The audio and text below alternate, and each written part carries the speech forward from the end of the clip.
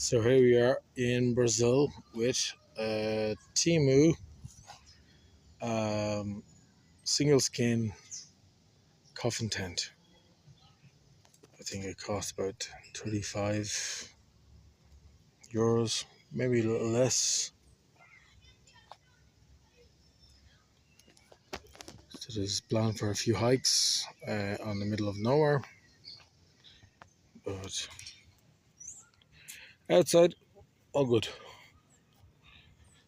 You need to get used to the guide posts and the pegs. The pegs are rubbish, to be honest. They bend. So I'd advise getting new pegs. These pegs are rubbish.